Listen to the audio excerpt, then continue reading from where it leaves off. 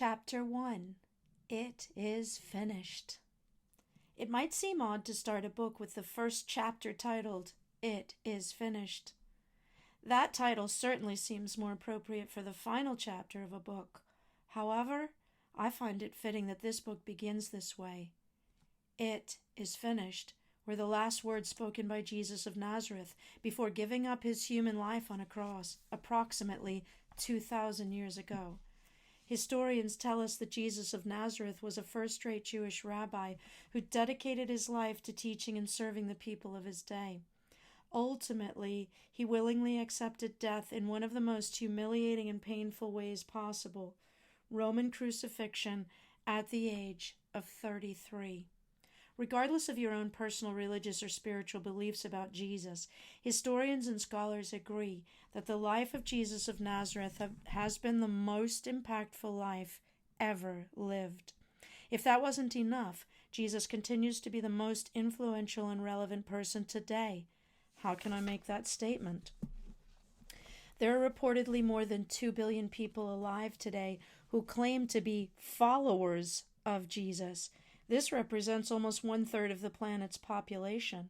Additionally, the 3 leading magazines in the United States, Time Magazine, Newsweek, and U.S. News and World Report, in the last decade alone, have featured Jesus of Nazareth on their covers more than 21 times. Jesus has appeared on the cover of Time Magazine more than any other person, excluding the last several U.S. presidents. If that wasn't enough, consider the following quotes about Jesus by some of the world's leading experts from various spheres of influence. I am a Jew, but I am enthralled by the luminous figure of the Nazarene. No one can read the Gospels without feeling the actual presence of Jesus. His personality pulsates in every word. No myth is filled with such life. Albert Einstein, German physicist. I am an historian. I am not a believer, but I must confess as a historian that this penniless preacher from Nazareth is irrevocably the very center of history. Jesus Christ is easily the most dominant figure in all history. H.G. Wells, historian, science fiction author. Wells, a Darwin supporter and not a Christian believer, was startled to discover on completion of his research manuscript that he came up with only 2 pages of content about his hero Plato, whereas a total of 41 pages were devoted to Jesus Christ, greater than any other historical figure in his work. Today, no competent scholar denies the historicity of Jesus. Bruce M. Metzger, professor, Bible scholar. He lived serenely as a greater artist than any other artists, despising marble and clay as well as color, working in living flesh. That is to say, this matchless artist made neither statues nor pictures nor books. He loudly proclaimed that he made living men. Immortals. Vincent van Gogh, Dutch artist. As the centuries pass by, the evidence is accumulating that, measured by its effect on history, Jesus is the most influential life ever lived on this planet. The influence appears to be mounting. No other life lived on this planet has so widely and deeply affected mankind. Kenneth Scott Latourette, American historian. All history is incomprehensible without Christ. Ernest Renan, French historian, religious scholar. I find the name of Jesus Christ written on the top of every page of modern history. George Bancroft, American historian. Jesus Christ is the outstanding personality of all time. No other teacher, Jewish, Christian, Buddhist, Mohammedan, is still a teacher whose teaching is such a guidepost for the world we live in. Other teachers may have something basic for an Oriental, an Arab, or an Occidental, but every act and word of Jesus has value for us all. Shalom Asch, Polish-born American Yiddish writer. I see Jesus in every human being. I say to myself, this is hungry Jesus, I must feed him. This is sick Jesus. There is one that has leprosy or gangrene. I must wash him and tend to him. I serve because I love Jesus. Mother Teresa, Roman Catholic religious sister. Jesus Christ was an extremist for love, truth, and goodness. Martin Luther King Jr., American civil rights leader. Will Durant, popular modern historian and philosopher, was asked what he thought the apex of history was. He replied, the 3 years that Jesus of Nazareth walked the earth. World leaders, historians, and scholars from different eras, different countries, even contradictory theological perspectives seem to agree that the life of Jesus of Nazareth was the most influential life ever lived. What makes the life of Jesus even more remarkable is that when we consider that more than 2,000 years ago Jesus launched a movement in just 3.5 brief years that continues to radically impact this world. Many great men and women have made their marks on this world by investing their lifetimes to serving and working in their respective fields, and yet no one has ever come close to having the impact that Jesus was able to create in less time than it takes to earn a bachelor's degree. Just before being betrayed by Judas, before Jesus' unlawful trial, and before going willingly to submit to death on the cross, Jesus, already knowing that the time had come, prayed this prayer in private. Jesus spoke these words, lifted up his eyes to heaven, and said, Father, the hour has come. Glorify your Son. I have glorified you on the earth. I have finished the work which you have given me to do. John 17, 1-4. Later in the same Gospel of John, in chapter 19, verse 30, Jesus is quoted as saying, "It is finished," just before taking his final breath on the cross. The actual word that Jesus would have spoken from the cross would have been the word kalal in his native language of Aramaic. The word is derived from the Hebrew word chala, meaning to finish, to complete, to perfect, to put a crown on, of full age, perfection, meaning to end, to conclude, to execute, to discharge a debt, to pay in full, to accomplish, the last act of a process, to fulfill, termination of, the end to which all things relate to, aim or purpose. Consider all the possibilities of what Jesus could have said as his final words from the cross. The Gospel's account of this event records that there were many people who witnessed his death and who would have heard the final things he said. Out of all the words Jesus could have said, he chose Chala to be his last word. I believe that never in history has anyone said more in one word than Jesus did by saying Kela before finishing his human life. With this word, Jesus was telling all those at the scene and all of us throughout history that he finished everything he had been purposed to do. His brief earthly assignment was finished, and he left nothing undone. It is believed that Jesus spent approximately 6 hours on the cross and therefore had plenty of time to choose which words would be his last. Most certainly, this statement at that time appeared to be a massive contradiction. Many of Jesus' followers were beyond sad, scared, and confused by his willingness to endure death by crucifixion. They were convinced that the purpose of his life was to rule as the king of Israel and end the era of tyranny at the hands of the Romans.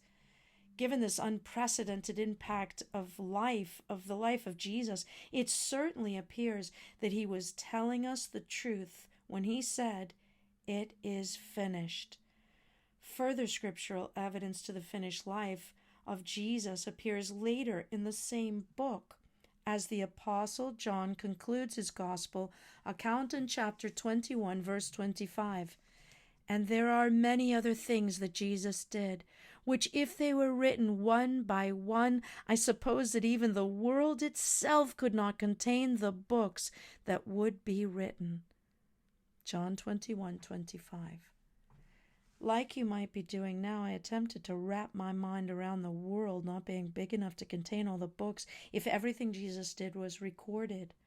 As I pondered this idea, one dominant question surfaced, which was the inspiration for the book you are now reading. How was it possible for someone to accomplish so much in such a brief amount of time?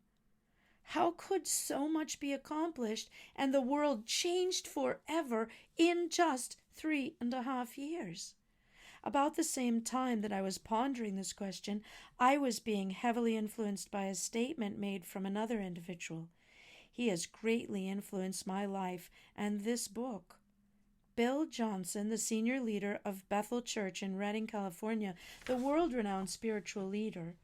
This statement Bill made was, "Jesus Christ represents perfect theology." It's hard to put into words what happened inside of me when I heard Bill say this, but it's as if many unsettled questions had all been answered at the same time with one answer. It became settled for me at that moment that if the life of Jesus was a model for perfectly reflecting the nature of God, then surely this life qualifies to be a perfect model for anything and everything else I ever hoped of becoming or doing.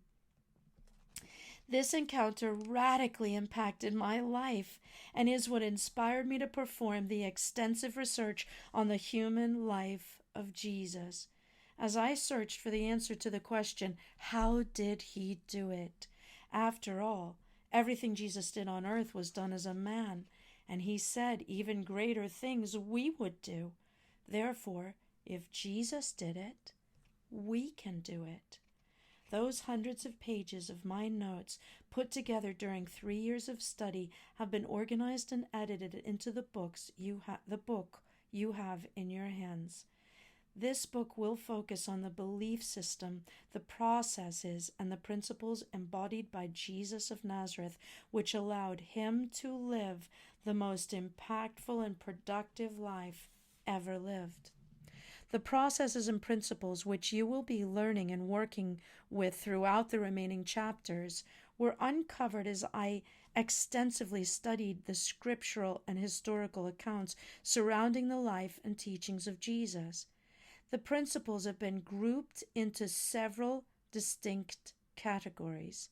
The remainder of this book will be dedicated to further exploring each of the core principles and how together they provide you with an invitation and opportunity to live your finished life. Finished principle number 1, identity. Who am I? From birth, throughout adolescence, and into adulthood, Jesus knew exactly who he was. Regardless of what others said about him, he never suffered from an identity crisis. Below are just a couple of the more than 120 times that Jesus referenced his relationship as a son to his Father in heaven. Jesus was able to know who he was and what he was purposed to do because of his knowledge of God, of who God was, and his 100% confidence and security in his relationship to God as his loving Father. Below are just a few examples of Jesus' identity as the Son that will be further unpacked in the next chapter. When he had been baptized, Jesus came up immediately from the water, and behold, the heavens were opened to him, and he saw the Spirit of God descending like a dove and alighting upon him. And suddenly a voice came from heaven, saying, "This is my beloved Son, in whom I am well pleased." Matthew 3:16-17. Most assuredly I say to you, the Son can do nothing of himself, but what he sees the Father do. For whatever he does, the Son also does in like manner. For the Father loves the Son, and shows him all things that he himself does. And he will show him greater works than these, that you may marvel. John 5:19-20. The works that I do in my Father's name, they bear witness of me. John 10:25. I and my Father are one. John 10:30. As you will see in the next chapter, how you answer the question of who am I will have significant impact on your ability to live out your finished life. Finished principle number 2, the power and price of purpose. Why am I here? Jesus knew exactly what his purpose was. Given how much he accomplished in such a brief amount of time, I wonder if he ever did anything extraneous from his purpose. He remained committed to his assignment and relentlessly pursued it. Jesus must have habitually dismissed distracting, non-essential conversations and relationships. How can I make this statement? We gain insight into Jesus' commitment to his purpose in the interaction documented in Mark chapter 7, verses 25-30. For a woman whose young daughter had an unclean spirit heard about him, and she came and fell at his feet. The woman was a Greek, a Syrophoenician by birth, and she kept asking him to cast the demon out of her daughter. But Jesus said to her, "Let the children be filled first, for it is not good to take the children's bread and throw it to the little dogs." And she answered and said to him, "Yes, Lord, yet even the little dogs under the table eat from the children's crumbs." Then he said to her, "For this saying, go your way. The demon has gone out of your daughter." And when she had come to the house, she found the demon gone out, and her daughter lying on the bed. Mark 7:25-30. In this story, we see Jesus is focused on serving the Jewish people of Israel and rejects a needy and desperate woman just because she was Greek. This certainly doesn't seem Jesus-like. Luckily for her, she responded with such a great wisdom and humility that Jesus was moved to honor her request. I wonder how many other encounters took place where Jesus had to say no so he could say yes to his purpose. What did Jesus have to say about his purpose? Let us go to the next towns, that I may preach there also, because for this purpose I have come forth. Mark 1:38.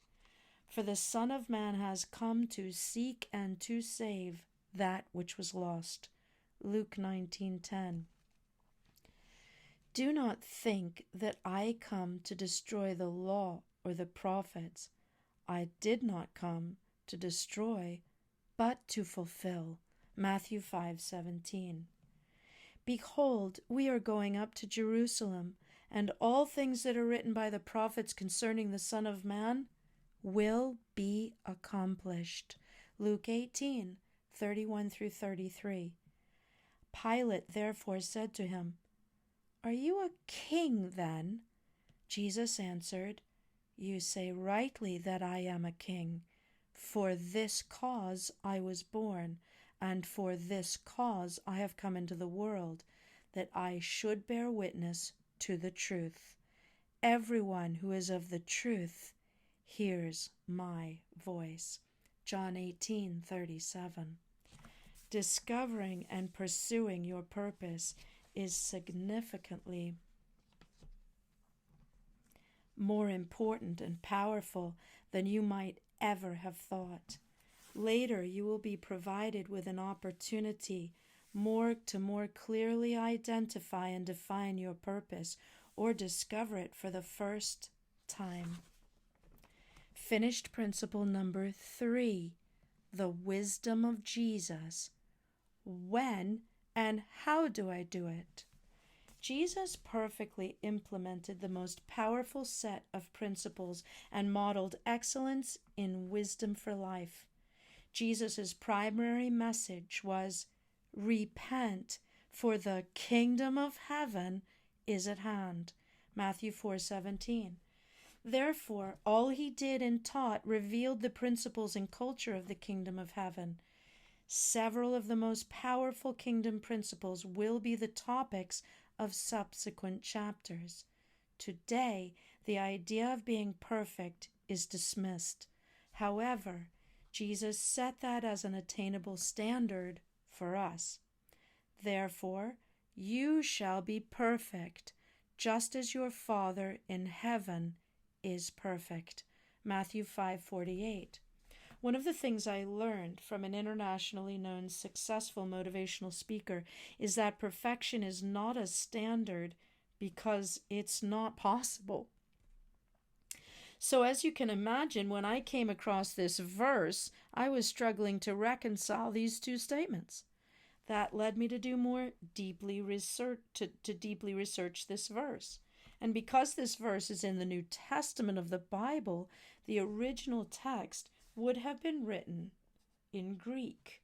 Therefore, I looked up the Greek word that was found in the original text, and what I learned blew me away. The Greek word translated to perfect is this verse, in this verse is the word teleo. The definition of teleo is to finish, to complete, to be fulfilled, to be accomplished. Does this sound familiar? It should, because that is exactly the same definition provided earlier for the Hebrew word chala, spoken by Jesus when he said, "It is finished." Therefore, Jesus equates the concept of becoming perfect to the act of finishing. What was Jesus' plan for teaching those around him to be perfect like God the Father? He invited them to learn from him. Jesus embodied the power principles of the kingdom and perfectly lived out his finished life in close relationship to his disciples. Therefore, when he taught the disciples and also the large crowds, his teaching was full of power because he was an authentic, perfect representation of God, the Father, for us to see on earth in human form. Jesus' desire for his disciples was for those following him that we would not simply learn the principles of the kingdom and embrace the idea of the finished life, but to take action and put them into practice in our daily lives, just as he modeled for us. Therefore, everyone who hears these words of mine and puts them into practice is like a wise man who built his house on the rock. The rain came down, the streams rose, and the winds blew and beat against that house. Yet it did not fall, because it had its foundation on the rock. Matthew 7:24 and 25. Jesus clearly states in this scripture that it is not enough to just hear his words, but to put them into practice. This group of chapters is focused on the most important of kingdom principles Jesus modeled that are essential to living out your finished life. What if there was a way you could become all that you could be, do all you could do, and have everything you could have as a result? What if there was a way that you could live your life in such a way that before taking your last breath, you could confidently and boldly say, "It is finished," knowing that you accomplished everything purposed for you to do? If that's your desire, then I invite you to join me as we follow the perfect example set before us, the finished life of Jesus of Nazareth. Your reward for doing so is that you will discover and unlock the authentic, powerful, and joy-filled, passionate individual that you were created to be.